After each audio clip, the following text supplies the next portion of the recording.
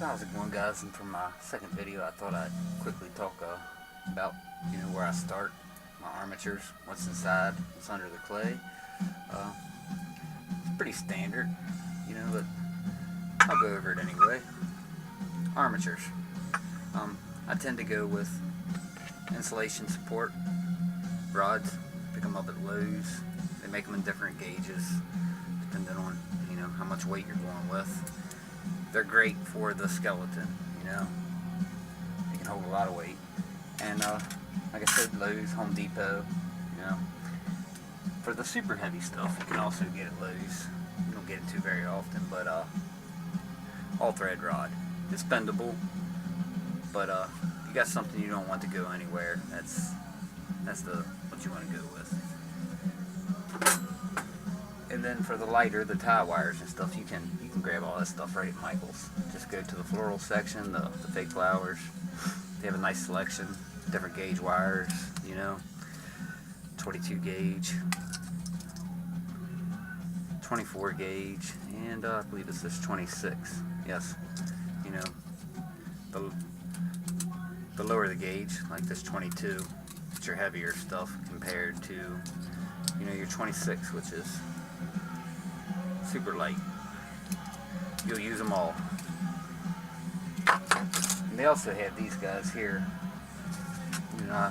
30 pieces, relatively cheap. I believe these are 20 gauge.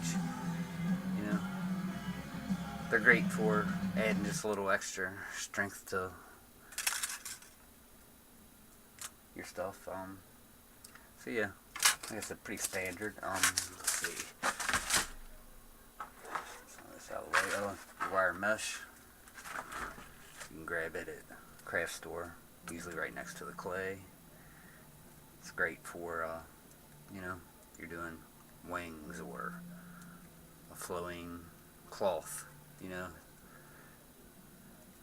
gives you just a little bit to work with. And for the clays, again, pretty standard. I stick to the Sculpty original, mixed with some super Sculpty. Find the firmness you like to work with. I like to add color through my clay as I'm working it, so you can just grab, Craft Smart clay. It's actually not bad stuff. It's pretty firm. Relatively cheap. One block of it will add a good bit of color to a fair amount of clay, actually. If you just bulk up on the original Sculpty, it's a little easier on the pocket.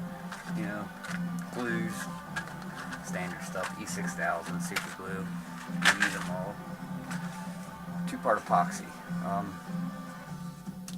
lost the paper. What's the name on it? Sorry about that, but you can find it at Lowe's or Home Depot, Advanced Auto, AutoZone, all those kind of places. I think some places even call it a liquid weld. Both parts are there, as you can see.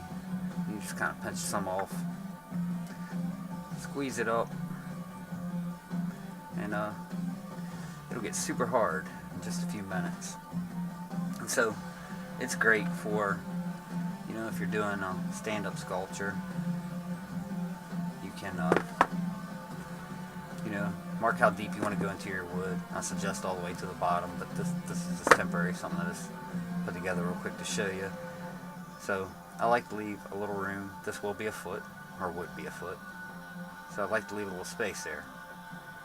So I always work off a temporary base. And that allows me to stand it up, and when I'm done, when I want to move it to my permanent base, I can always just come back in, put that off, glue it in. Just a little tip. And alright, where are we? Let's get rid of the clay. Aluminum tape. Can quickly become a necessary part of all your sculptures. So, aluminum foil to bulk out your projects works great. So does aluminum tape. Bulk it up with your foil and finish it off with the tape, and it'll hold everything exactly where you put it. No more of that aluminum foil moving around on you, you know.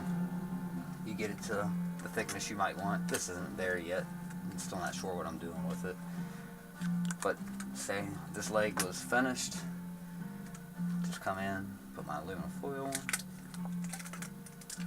just run your tape around it. Can't even hardly tell the difference. But what it does, is you get it in there and work it and squeeze, it holds everything nice and firm. Because you know, you don't want your balking pushing in as you're trying to work your clay. You want it to stay right where you put it, and that tape will help you. And it's also great for your bigger projects, like this guy here. It's made from heating and air conditioning parts, which is where you will find the tape also in that department in Lowe's. These are drives used to hold your ductwork together in your house, but you can make a lot of stuff out of it. This will be a throne for a piece I'm working on, Mongol, inspired by Immortalized in Stone, Collector's Chat, Lou and Vic.